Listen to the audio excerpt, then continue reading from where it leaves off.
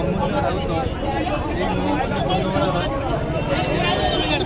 ଡିପାର୍ଟମେଣ୍ଟରେ କାମ କରୁଥିଲେ ଆମର ଇଲେକ୍ଟ୍ରିକ୍ ଡିପାର୍ଟମେଣ୍ଟରେ।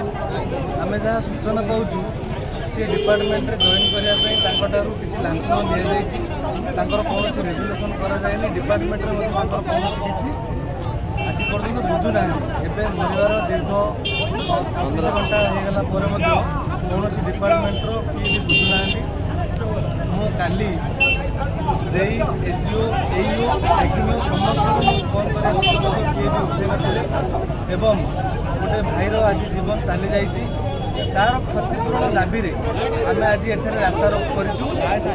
ତାର ଯାହା ଗାଇଡ଼ଲାଇନ୍ ଅଛି ସେଇ ଗରିବ ପିଲା ତାର କେମିତି କ୍ଷତିପୂରଣ ପାଇପାରିବ ସେଇ କ୍ଷତିପୂରଣରେ ଆଜି ଆମେ ଏଇ ପଦରେ ରାସ୍ତାରୋକ କରିଛୁ। ଆମେ କେବଳ ଚାହୁଁଛୁ ଟାଟା ମାଧ୍ୟମରେ ହଉ କି ତାଙ୍କର ଡିପାର୍ଟମେଣ୍ଟ ମାଧ୍ୟମରେ ହଉ କି ଗଭର୍ଣ୍ଣମେଣ୍ଟ ମାଧ୍ୟମରେ ହଉ, ଗଭର୍ଣ୍ଣମେଣ୍ଟର ଯେଉଁ ଟାଟା କମ୍ପାନୀର ଯେଉଁ ଅବହେଳା ଲାଗି ଆଜି ଗୋଟେ ଭାଇର ଜୀବନ ଚାଲିଯାଇଛି। ସେଥିପାଇଁ ତାଙ୍କ ଜୀବନ ତ ଫେରିବ ନାହିଁ, କିନ୍ତୁ ତାଙ୍କ ପରିବାର କେଉଁ ଟାଇପ୍ର ସେ ପାଇବେ ତାର କ୍ଷତିପୂରଣ, ସେଥିପାଇଁ ଆଜି ଆମେ କୋଦଳରେ ରାସ୍ତାରୋକ କରିଛୁ।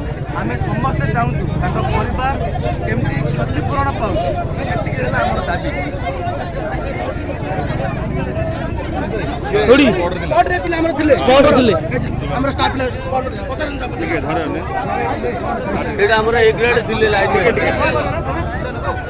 केमिति मृत्यु होइଥିଲା ତାଙ୍କର କେମିତି ଉପରୁ ଚଢିଲେ ଆମର ସେଠି ଏ ଗ୍ରେଡ୍ ଲାଇନମ୍ୟାନ୍ ଥିଲେ ରତ ସାର୍ ଥିଲେ ରବି ଭାଇ ବି ଥିଲେ ତାକେ ଥିଲେ ସବୁ ଯାକ ଲାଇନ୍ ଡେଡ୍ କହିକି ବାରମ୍ବାର କହିଲେ ଯେତେ ଫାର୍ଷ୍ଟ ଟାଇମ୍ କରେଣ୍ଟ ମାରିଲା ତାକୁ ବାରମ୍ବାର କୋଶ୍ଚିନ୍ କଲୁ ଏ ଡେଡ୍ ହେଇନି ଲାଇନ୍ କଣ ଏମିତି କରୁଛ ନା ଏଇଟା ଇଣ୍ଡକ୍ସନ୍ ମାରିଲା ବୋଲି ଆମେ କହିଲେ ଇଣ୍ଡକ୍ସନ୍ରେ କିଛି ହେବନି ତମ ଉପରେ ଚଢ଼ ବୋଲି କହିଲେ ବାଧ୍ୟ ହେଇକି ଯେଉଁ ପିଲାଟା କି ସେ ଚଢ଼ି ପଡ଼ିଲା ଅସୁବିଧାରେ ସମ୍ମୁଖୀନ ହେଲା କିଛି ଦୂରକୁ ବି ଯାଇନି ବହୁତ ଦୂର ଯେଉଁ ଦରରେ ପୋଲ ଚଢ଼େଇକି ପିଲାଟା ଛାଡ଼ି ଦେଇକି ପଳେଇଲା ଆମ ଗ୍ରୁପରୁ ଉପରକୁ ଯିବା ପୂର୍ବରୁ ବିଦ୍ୟୁତ କୁଣ୍ଡ ଚଢ଼ିବା ପୂର୍ବରୁ ସେ କିଛି ପିନ୍ଧିଥିଲେ କି ଗ୍ଲୋଭ୍ସ ଏବଂ ତାଙ୍କର ଯାହା ସବୁ ଥିଲା କିନ୍ତୁ ପୋଲ ଚଢ଼େଇଥିଲା ସେ ପିଲାଟା ପଳେଇଲା କରୁ କ'ଣ ଅନୁମତି ଦେଇଥିଲା କି ଆଜ୍ଞା ଏ ଗ୍ରେଡ୍ ଲାଇନମ୍ୟାନ୍ ଥିଲା ଯୋଉଟା ସୁପରଭାଇଜର ବି ଥିଲେ ଲିଙ୍ଗରାଜ ଥିଲେ ତାପରେ ରବି ଗୌଡ଼ ବି ଥିଲେ ସବୁ ଯାକ ସେ ଏରିଆରେ ଟ୍ରେନର ଥିଲେ କି ଯିଏ ଚଢ଼ିଥିଲେ ତାଙ୍କୁ ଟ୍ରେନିଂ ଦିଆଯାଇଥିଲା କି ଟ୍ରେନିଂ ଦିଆଯାଇଥିଲା ହେଲେ କେମିତି ଘଟିଲା କେମିତି ହେଲେ ଆମ ଦିଶାରେ ଏ ଡେଡ୍ ଲାଇନ୍ ବୋଲି କହିଦେଲେ